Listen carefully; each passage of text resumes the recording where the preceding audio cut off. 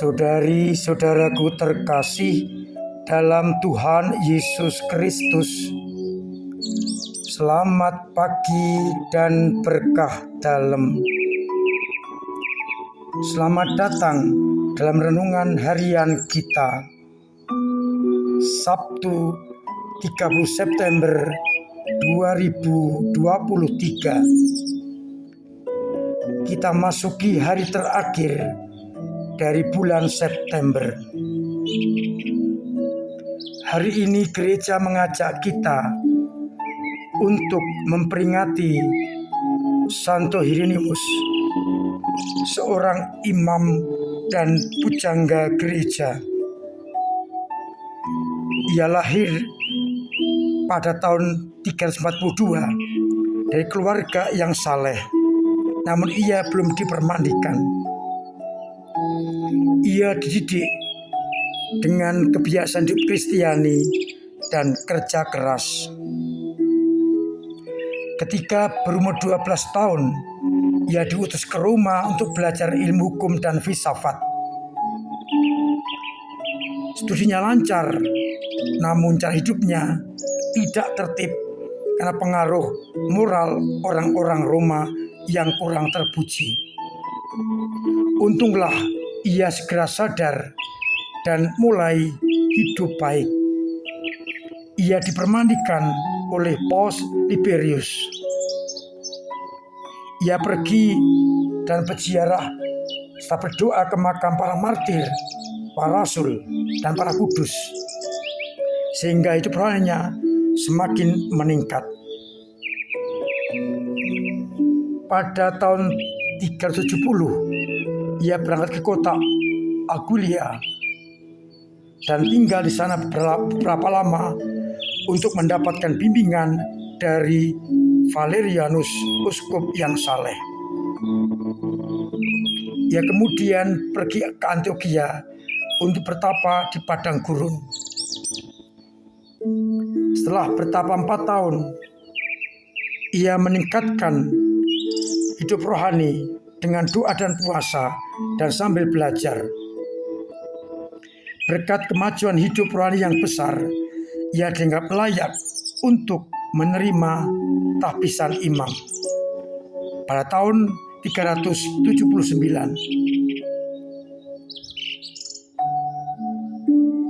Ia sangat getol untuk membangun hidup rohani.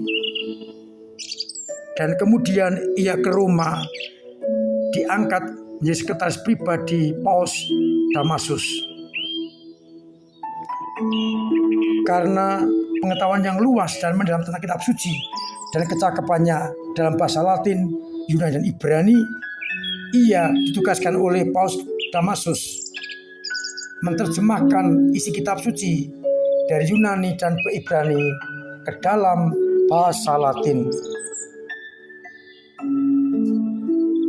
Untuk menekan tugas itu, ia pindah ke Bethlehem dan selama 30 tahun belajar, bekerja, dan bersemedi untuk menerjemahkan kitab suci dari bahasa Ibrani, Aramik, dan Yunani ke dalam bahasa Latin. Terjemahannya disebut dengan Vulgata, yang berarti populer dan sampai saat ini masih dipergunakan. Ia juga mendirikan biara di Bethlehem.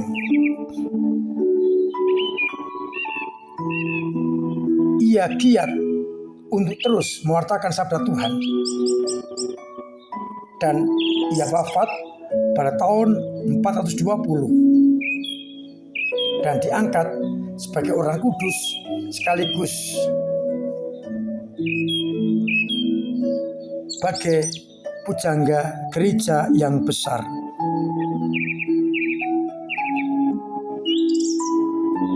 Saudara-saudaraku terkasih, bacaan Ekaristi hari ini, khususnya bacaan Injil, akan dijadikan titik permenungan. Dari bacaan yang pertama dari kitab Zakaria, Allah menjanjikan bahwa akan datang dan tinggal di tengah-tengah umat Israel. Dengan demikian, diyakini Allah selalu menyertai umatnya. Pada bacaan Injil, ketika semua orang heran akan karya yang dilakukan Yesus, maka Yesus mengajarkan kepada para murid, "Camkan dan dengarkanlah, Anak Manusia akan diserahkan ke dalam tangan manusia." Meskipun para murid tidak mengerti arti perkataan itu, mereka tidak mau menanyakan arti itu kepada Yesus. Saudaraku terkasih dalam Kristus, menarik apa yang dikatakan pada akhir Injil, bahwa mereka, para murid, tidak berani menanyakan arti perkataan itu kepadanya.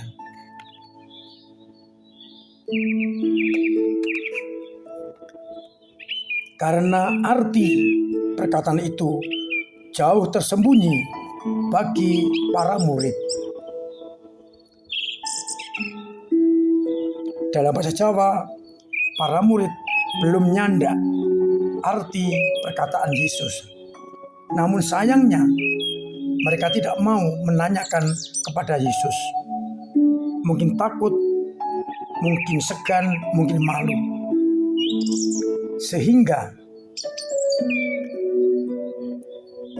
sabda Tuhan mengenai pemberitaan kesengsaraan yang kedua juga belum ditangkap oleh para murid, bahwa Anak Manusia akan menderita sengsara setelah diserahkan ke dalam tangan manusia.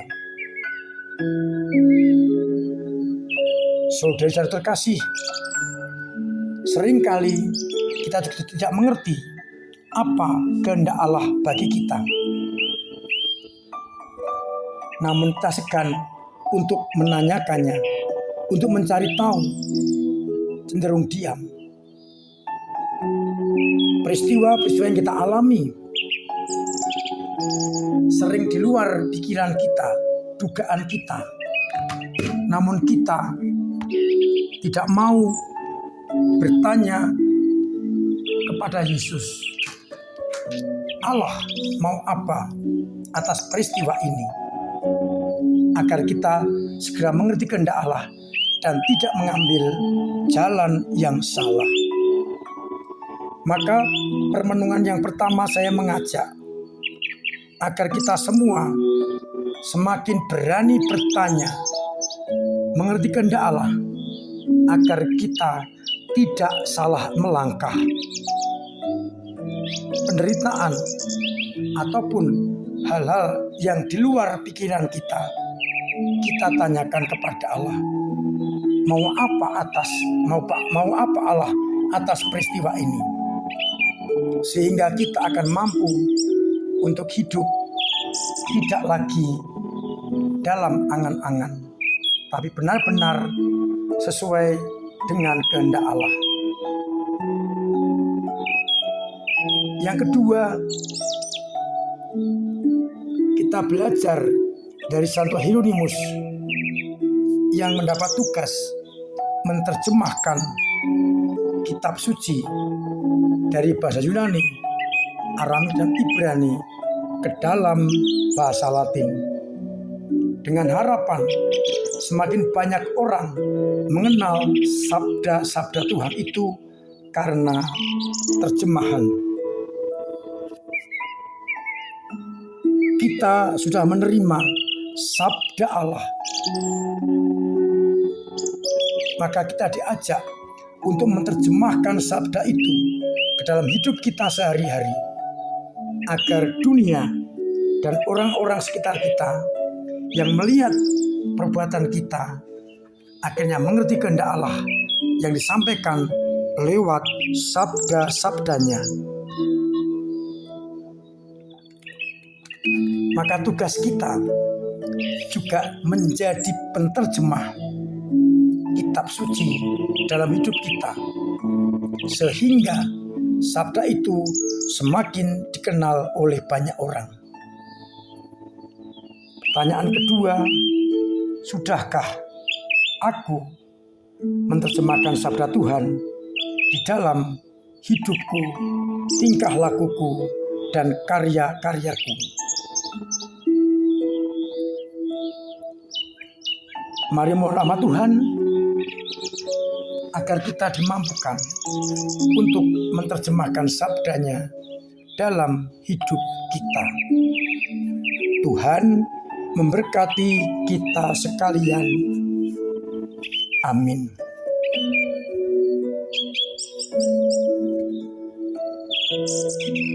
Marilah kita berdoa. Bapa yang penuh kasih, kami bersyukur atas rahmat yang Kau limpahkan kepada kami,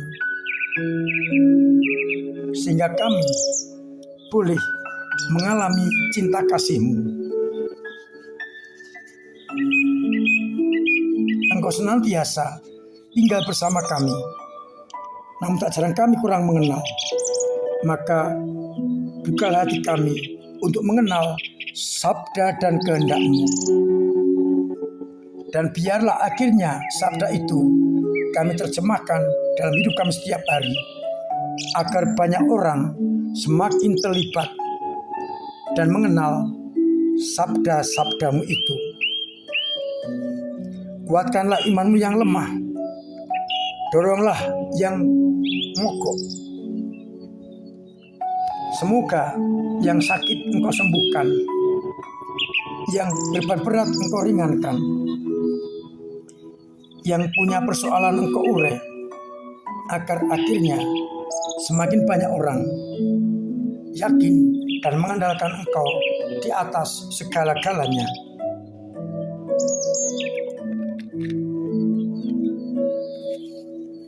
Dan biarlah akhirnya banyak orang mengerti kehendak-Mu dan melaksanakannya.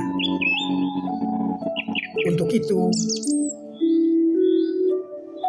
dampingi kami dengan berkat-Mu sendiri, Bapa dan Putra dan Roh Kudus.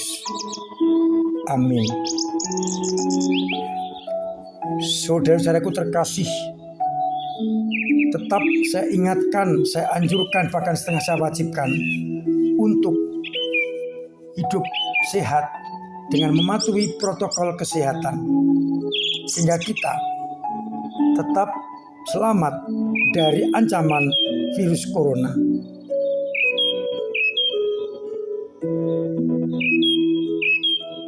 Hari ini pada misa Sabtu sore akan ditandai dengan perarakan Bunda Maria sebagai awal pembukaan bulan Rosario. Diharapkan sebulan ke depan penghormatan kita kepada Bunda Maria semakin mendalam dengan mendoakan Rosario.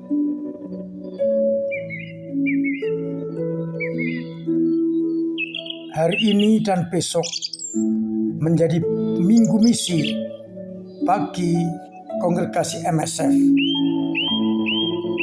Maka pada kesempatan nanti sore dan besok pagi kita akan melaksanakan, mendoakan, dan juga berkontribusi bagi para misionaris dengan penggalangan dana. Maka amplop-amplop yang saya terima pada minggu kemarin bisa dimasukkan ke dalam kotak-kotak yang ada di gereja. Hari ini panjenengan yang belum mendapatkan amplop akan dibagikan kembali oleh tatib.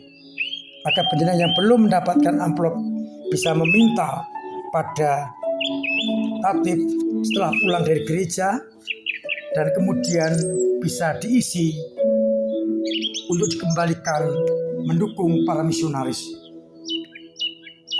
Pengembalian amplop ditunggu paling lambat tanggal 8 Oktober yang kemudian akan kita rekap dan akan kita setorkan ke Provinsi MSF Jalan Guntur nomor 20. Kita mencoba berdoa, berdana, dan berkarya bagi para misionaris. Semoga mereka tetap bisa melaksanakan tugas dengan sebaik-baiknya di tanah misi. Kembali diucapkan terima kasih kepada semua saja yang telah bersama-sama berkontribusi bagi gereja dengan doa, tenaga, karya, dan dana, sehingga kita mampu untuk hidup menjadi pelayan bagi sesama. Untuk itu diucapkan terima kasih, dan semoga Tuhan senantiasa memberkati penjenengan semua.